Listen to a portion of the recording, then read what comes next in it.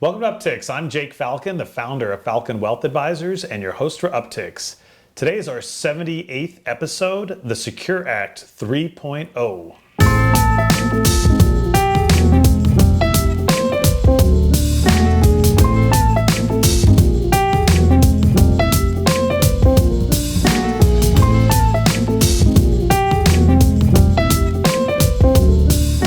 Back to the show. Thank you. Excited to be back, as always. Are you tired of the Secure Act yet? There's plenty to cover. I'm not getting tired of it. Good, because we're just getting started. So this is our third episode on the Secure Act, and certainly if you've been tuning in here lately, you can go back through, and if you're looking at this on YouTube, a simple way is we typically have it in the title, or if you're just looking at the pictures, Matt has been the one leading up the research on the Secure Act. There's been a lot of nuances and changes that have taken place as of January 1st, 2020. And so again, one of our goals of this podcast / video is to educate our audience on what's going on out there. And so today we're happy to share with you our version 3.0, and we wanted to talk about a younger audience. So if you're older and listening or watching this may impact your children or your grandchildren, or maybe you. And so why don't we just dive into it? We wanted to talk about two items, and then I also wanted to discuss a poll that we recently conducted on Facebook. Sure. So Matt, why don't you kick us off with the first topic that you wanted to discuss? The first item here we'll be covering is 529 plans. Now, as you may know, it's a tax favorable way to save for education. And what has been the case in the past is you save up in the 529 plan, maybe a parent does for a child, someone does for a beneficiary, and then when you go to college is what it's been used for in the past, those funds are used for qualified expenses for college. Now, what they've done is they have broadened the horizons of what you can use 529 plans for. The first item being that you have a $10,000 lifetime limit that you can apply 529 plans to student loans that are already existing. So what that means is over your lifetime, if you were to take a 529 plan that was already out there and was already floating, you can apply that directly to your student loan. Now, one thing that's important to note is generally what happens when you pay off a student loan, you are able to receive a deduction for your student loan interest. However, if you were to use the 529 to pay off some of that student loan, you actually don't get that deduction for that portion of the interest that's paid. So that's just something that's a little bit complex there, but it's important to note when you're doing your taxes. Yeah, very good. So these 529 plans historically have been used for college. In recent years, I know they've broadened it so that you could use it for private high school and I believe elementary school, and they're up to certain limits. Now you can use them if you have student loans to potentially pay off your student loan. Now you said that that's $10,000 and that's a once a life type That's your deal. Lifetime limit. Gotcha. Exactly. So you can take it out in different chunks. You just have that lifetime limit of $10,000. I think there's been another addition that other than just high school and college, that you can also use these 529 plans for another type of education. What is that? Yeah. So a lot of growth has been in these different industries actually lately, which is apprenticeships. And so is that like electrician, plumber, Yeah, HVAC? Exactly. Something that's in high demand in our society, which is great that Yes. the government is recognizing that. And they're saying now, if it's a qualified program, so it has to meet certain standards, which you can look up to the IRS, you can apply 529 funds, to those programs, which Awesome. is great, I think. But why would somebody ever want to create a 529 plan? It's a great question. Part of the reason you want to do it is for the tax savings. So you're going to be able to receive a state tax deduction whenever you make your contribution to a 529 plan. So that's the big one, right? So again, depending on what state you live in, obviously if you're in a state where there is no income tax, that might not be that advantageous for you. True. Right? So it's mainly for people like Kansas and Missouri. We have state income taxes here.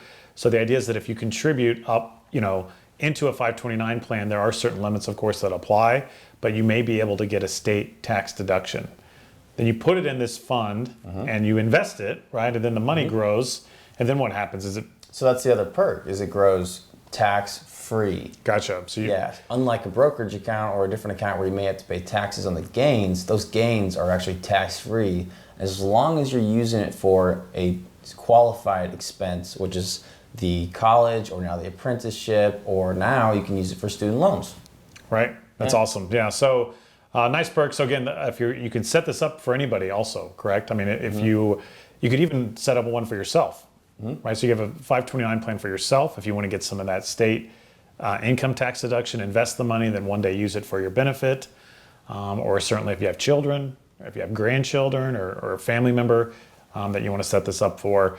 We typically recommend that you go direct to the 529 plan and you cut out the advisor. When the advisor is involved, there's typically another layer of fees. So what we like to do is just help our clients go direct, just go directly to the 529 plan. For our clients, we still give them guidance if they need it, helping them set it up. But they're pretty simple to set up. And then, of course, we will administer it for you if you want us to. But ideally, we prefer our clients, new clients, certainly go directly to the plan sponsors themselves. Yeah, a lot of benefits, and they're continuing to grow the benefits, which I think is great. They're seeing a need that's in our communities, and they are going out there and helping us meet that. So that's great. Perfect. What about, so moving on to our second topic, what about people that are just looking to start a family? What are the new rules regarding the Secure Act and people looking to either adopt or have a child of their own? Sure. So if you adopt or you have a child, that is an event that the IRS now sees or deems as a way that you can take out funds from your IRA or your 401k in a manner that's not going to penalize you, meaning that generally, if you take out funds before 59 and a half, you have to pay a 10% penalty. But if this event happens, so if you adopt or you have a child, now they're going to let you take out up to $5,000 per parent, which is great, for that event without the penalty. Oh, it's per parent? And isn't it within 1 year of having the child or adopting? Did you look up the rules on that? I don't know the exact time. I think it's within 1 year. Yeah. But we'll double check on that, and certainly if anyone has any questions. So it's nice. But now, again, I would pay caution to this because typically you don't want to take money from your retirement when having a baby. But I think what's happened is that the government's realized that this is a costly event to some people, and they might not have the money built up in savings to help cover the cost associated with having a child or adopting. And so this is one way that you can access some assets without being penalized for it. Now, you certainly still may be subject to income taxes, right? So don't ignore those either. But you certainly can do it and avoid a penalty now, which is pretty nice. Yeah. Pretty nice little perk there. Again, the Secure Act was full of all kinds of weird things, but most of them, lucky for us, had to do with our industry, right? Yeah. So we're out here blogging about it, writing, meeting with clients, educating people on the new rules, and then we take that information, we apply it, and we customize their financial plans based on their unique situations. Yep. So it's a nice little new perk there. So again, if you are having a child or know someone planning to have a child, it's a nice new opportunity for them. If they're running low on money and they need to help with some of the expenses that go into that, certainly not a bad idea. Again, as long as it's not disrupting your long-term retirement plan. Again, we always want to say that as a caveat. You want to be careful. Very good. Any other thoughts on the Secure Act or anything else? I don't think so for today. I think we might continue to roll out. Actually, I know we'll continue to roll out more information. So be sure to look at my blogs here as we're posting our retirement report. I'll continue to add more value, more information for you. And if you're ever curious, I'm always happy to talk to you about it. Absolutely. You can find that at falconwealthadvisors.com under our content tab. Certainly, Matt's got a ton of content that he's been kicking out there every week, a lot of it around the Secure Act. Now, we did do a poll on Facebook that I wanted to talk about. And Matt, I'm going to have you guess here what the numbers showed up to be. Right. But we asked people on Facebook, would you consider going on or have you been on a cruise? So I got a little flack for this on Facebook because we basically asked 2 questions in one. So thank you for that feedback. So we're going to simplify our surveys from now on. But what do you think of the people that answered? And we had a decent amount of answer. We had 85 people, it looks like, participate. What do you think the number that said yes? So have they been on a cruise or have they considered going on a cruise?